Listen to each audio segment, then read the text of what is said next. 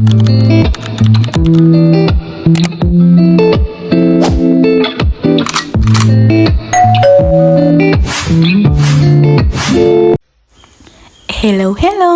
welcome back to my channel. ඔයාලා හැමෝම මගේ channel එකට ආදරයෙන් පිළිගන්නවා. ඉතින් ගොඩක් දවසකින් තමයි vlog එකක් අරගෙන ආවේ. ඉතින් ගොඩක් අය කැමති ඇතිනේ කැම්පස් එකේ exam කොහොමද වෙන්නේ කියලා දැනගන්න. මට හිතුණා කැම්පස් එකේ exam මාසේ කොහොමද ගෙවෙන්නේ කියලා ඔයාලත් එක්ක share කරගන්න. දැන් oral එකට යන්නේ. දැන්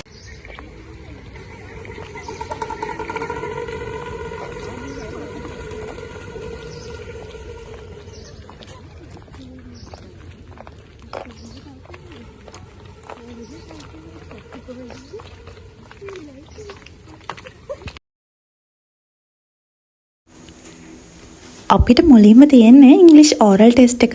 ඉතින් මේක ස්පීච් එකක් කරන්න තමයි තියෙන්නේ. අපි දැන් මේ උදේම යනවා ස්පීච් එක කරලා එන්න.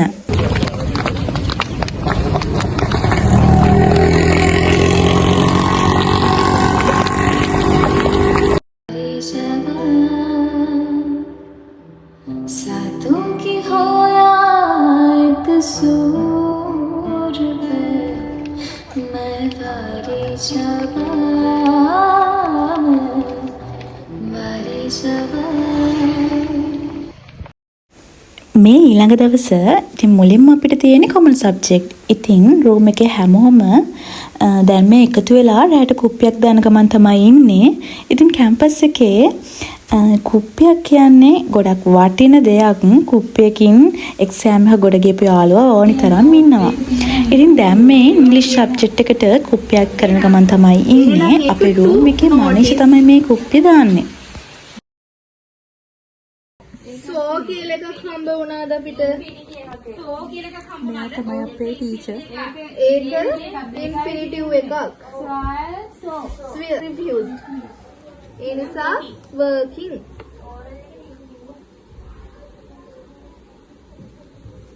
deserves. එහෙම එකක් ඉන්ෆිනිටිව් වල අහු වුණා.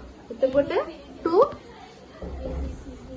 අපි තෝරාව නවුන් ෆ්‍රේස් කියන මැඩම් කරා කරේ නෑ මැඩම් ජෙරන්ට් වලේ ඒ කරා එහෙම එකක් කරේ නෑ මට ජෙරන්ට් කරා අපි ඒක තමයි ලියුවේ ජෙරන්ට් එකේ මේක වලපිලා මේක නවුන් එක නවුන් එක verb එක නෙමෙයි ෆ්‍රේසස් කියා කරේ නවුන් ෆ්‍රේසස් පරා ෆ්‍රේසස් කියා මේක මොන ඒක ලියන්න තිබ්බෙන් නා මේක මොන ෆ්‍රේසස් එකක්ද ඔයා ඔය ෆ්‍රේසස් නෝට් එකක් ඇවිදින්න ගාව මේක නෙමෙයි දැක්කා ඉරිසයිත සීබ්‍රා කෙනෙක් බලන්න ස්ට්‍රයිප් සීබ්‍රා කියන වචන. ඔව් ඈ අකුරුණ වරද්ද ගන්න පමිත්‍ර පාඩම් කරලා. රිෆියුස්ඩ් කියන එක මොකක්ද එතකොට? to speak. එතකොට involves කියලා එකක් තියෙනවා. ඒක මොකද්ද? I අකුරෙන් තියෙන එකම ඉන්ෆිනිටිව් එක intend. එතකොට hiking e අයින් වෙලා ing add වෙනවා. ඔව් hesitate කියලා එකක් අපිට අහු වුණාද?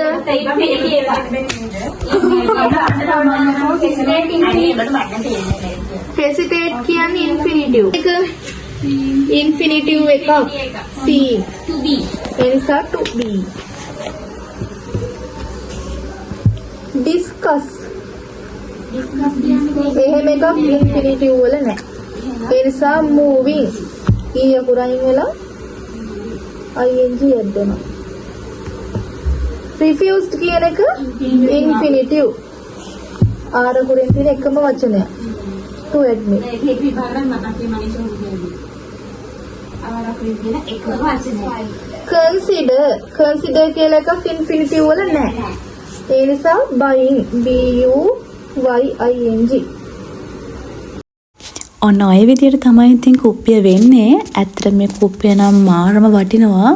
අපිට එක්සෑම් එකට කලින් දවසේ මෙන්න මේ වගේ කුප්පියක් දාගත්තොත් එහෙම ඇත්තටම ගොඩක් හොඳට එක්සෑම් එකට ෆේස් කරන්න පුළුවන්. මොකද අර තනියෙන් පාඩම් කරනවා වගේ නෙමෙයි. කට්ටියත් එක්ක මේ වගේ ඩිස්කස් කර කර පාඩම් කරද්දී අර ඉක්මනටම අමාරු දේවල් හොයාගන්නත් ඒ වගේම මේ අපිට ඉක්මනට තේරුම් ගන්නත් මේකෙන් පුළුවන්. මේ වෙනකොට නම් අපිට එක්සෑම් එකට එන්න පුළුවන් පාඩම් ඔක්කොම වගේ අපි කවර් කරලා තියෙන්නේ. දැන් මේ කරන්නේ පේපර් එකක් අරගෙන ඒවට උත්තර ලියන එක. මේ වගේ පේපර් එකකට උත්තර ලියනකොටත් අපිට ගොඩක් ප්‍රශ්න හම්බ වෙනවා. ඒ වගේම සමහර විට මේ වගේ පේපර්ස් වල තියෙන ඒවාම එක්සෑම් එකටත් දෙන්න පුළුවන්. ඒ වගේ ළඟින් යන දේවල් ඉතින් මේ වගේ පේපර් එකක් කරන එකක් ගොඩක් වටිනවා.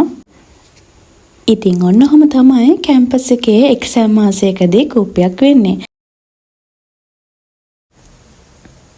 අපි රූම් එකේ යාළුවෙක්ගේ බර්ත්ඩේ එක එක්සෑම් මාසෙ තමයි තිබුණේ. ඉතින් අපි ඒකත් සෙලිබ්‍රේට් කරන්න අමතක කරේ නැහැ.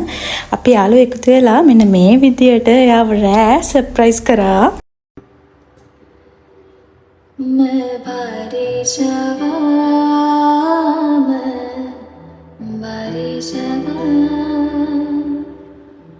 सातों की होया एक सूर पे मैं बारी शबा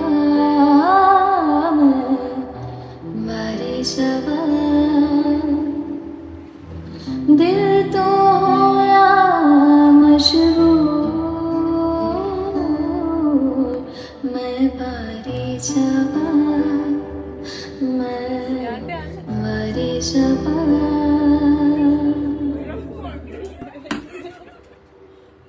मैं बारी शबा बारी शबा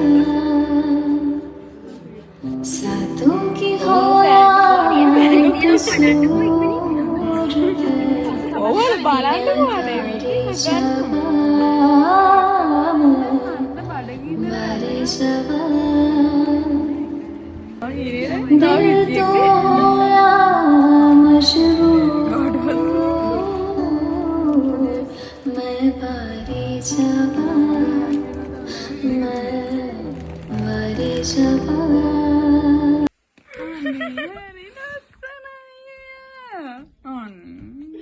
ලස්සනයි නේද ඒක? කොහොම පෙන්නන්න අපිට දෙන්නම එක වගේ නේද බලන්නකෝ අද. මේ තියෙන්නේ එක්සෑම් එක ඉවර වෙලා රුවන්වැලි සෑයට ගියපු දවසක්. ඉතින් අපේ කැම්පස් එක තියෙන්නේ මිහින්තලේනේ අනුරාධපුර ළඟ. ඉතින් රුවන්වැලි සෑයට අපිට හිතන ඕනි වෙලාවක යන්න පුළුවන්. මේ තැන ගැන අමුතුවෙන් කියන්න ඕනේ නෑනේ. මම නම් හරිම ආසයි රුවන්වැලි සෑයට යන්න.